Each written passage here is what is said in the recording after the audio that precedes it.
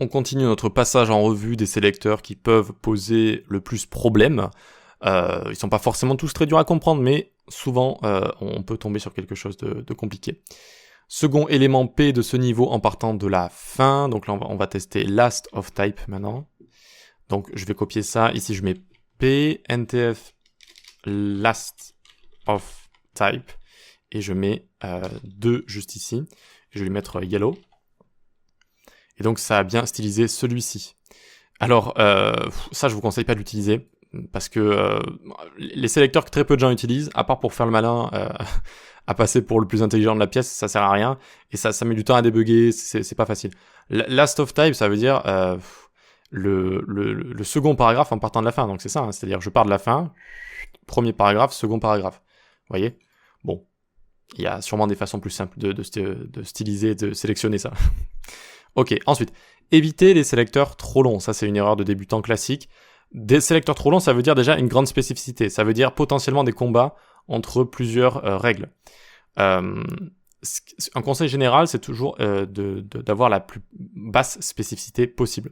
C'est notamment le principe de la BEM notation.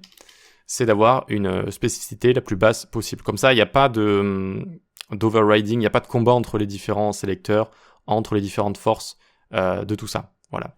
Donc, par exemple, on va faire ça. Body, nested selection, 3, UL, nested item, BGC, crimson. Là, c'est trop long. La spécificité, elle est de 0, 2, 2, c'est gros, c'est grand. C'est autant de couches de spécificité qui peuvent poser problème. Et on va dans body, on va dans nested selection, on va dans nested item. On pourrait réduire ça, par exemple, hein, ici, à ce genre de choses. Quelque chose comme ça. Là, on passe à 0 de 0. Et c'est plus spécifique, j'ai même envie de dire visuellement, quoi. On va directement à ça, vous voyez, nested selection 3. Et on stylise tout ça. Donc, il y a la BEM notation. BEM notation qui permet donc de noter avec block element modifier. Et entre autres, ça permet de ne pas écrire des sélecteurs avec une spécificité trop grande.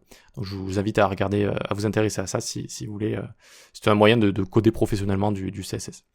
Ok, je peux mettre ça en commentaire. Ensuite, on a la pseudo-classe note. Alors, très intéressante, mais elle peut poser problème parce que elle peut être assez dure à comprendre. Elle sert à ne pas sélectionner certains éléments. Par exemple, tous les paragraphes, mais pas ceux qui ont la classe texte. Est égal, sélectionne tous les P sauf ceux qui contiennent la classe texte. Utilisez note avec parcimonie. Oula, parcimonie, si c'est bon. Car il peut être compliqué à comprendre et comprend pas mal de bugs dans son implémentation. Dans son implémentation, donc, bon, en général, vous n'allez pas trop les rencontrer, mais c'est un sélecteur qui a été connu historiquement pour bugger pas mal. Donc, testons. Nested selection 3, nested item, donc les items à l'intérieur, mais pas. Et là, on peut faire toutes sortes de choses très, très funky, comme mais pas le troisième. Donc, on peut enchaîner sur une pseudo-classe. Donc, ça peut être pratique, mais attention que ce soit pas trop compliqué à comprendre, encore une fois. Donc là, tous les nested items, mais pas le troisième. Donc, lui, il garde d'ailleurs un style qui doit être présent ailleurs, je ne sais où. Nested item, ah oui, ça doit être ça. Hop. On va même peut-être mettre le reste en commentaire, comme ça, voilà, on n'aura plus rien de... Voilà, on se concentre sur ça. Donc vous voyez, tous les éléments, sauf le troisième ici. Pratique, hein, pratique quand même, il faut le dire. Vous avez une liste, vous avez un élément de liste. Ok, donc par exemple, on a une liste ici, une liste de personnes, et une personne finalement n'est plus invitée à je ne sais quoi, ou alors elle a plus son ticket de transport ou sa place de concert. Donc hop, profil inactif ou que sais-je, et on va lui mettre une couleur différente.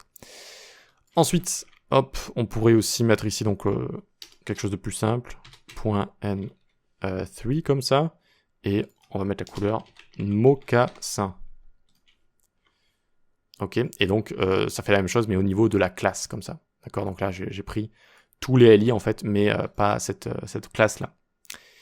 Ok, on peut faire des choses encore plus funky. Oulala, nested selection 3, UL. Au premier niveau dans l'UL, mais pas N5 comme ça, BGC dark green. Donc on va mettre le reste au-dessus, comme ça. Voilà. Ok, donc le premier niveau à l'intérieur de la liste qui se situe donc dans le Nested Selection Tree, mais pas, donc ça veut dire tous les éléments, mais pas l'élément avec la classe N5 comme ça. Ça équivaut à dire ça, si je dis pas de bêtises. Ok.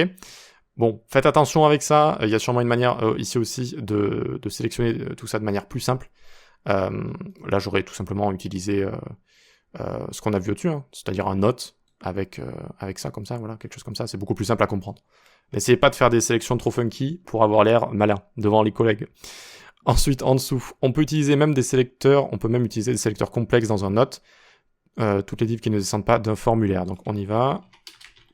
Complex note p note form p color crimson. Qu'est-ce qui se passe ici? Donc là c'est vraiment pour aller au bout du bout, hein. Mais toutes les divs qui ne descendent pas d'un formulaire. Vous voyez que même moi là j'ai du mal. Le paragraphe mais pas.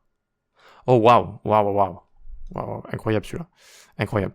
Donc on a un paragraphe ici et un paragraphe qui se situe dans une forme.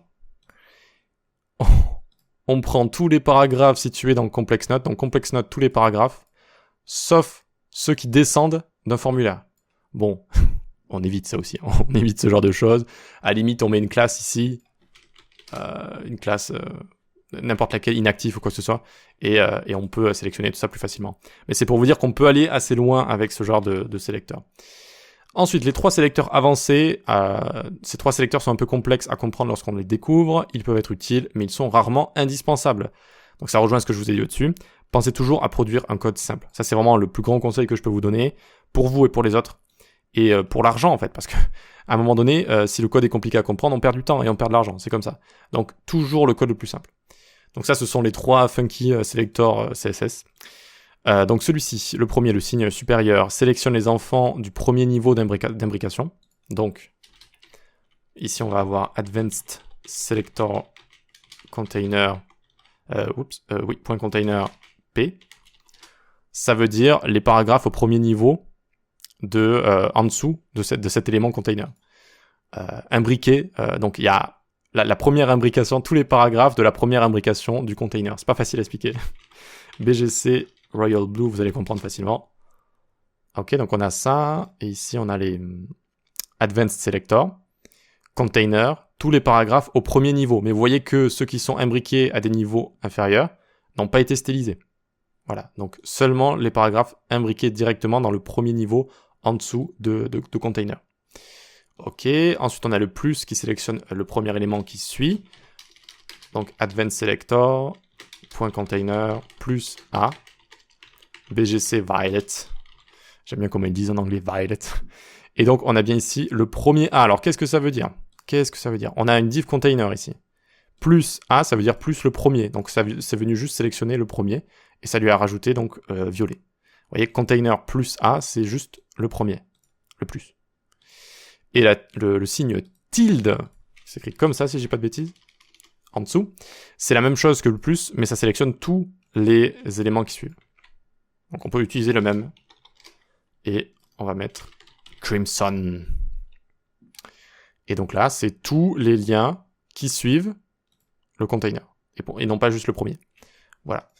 Donc encore une fois, avec parcimonie, ces sélecteurs sont rarement indispensables.